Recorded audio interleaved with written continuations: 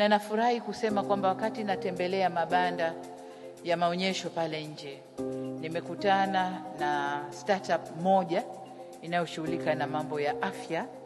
Ni vijana ambao wamejitoa katika kufanya ubunifu, kutengeneza mfumo wa kuscreen au kuchunguza kansa ndani ya mwili wa mtu.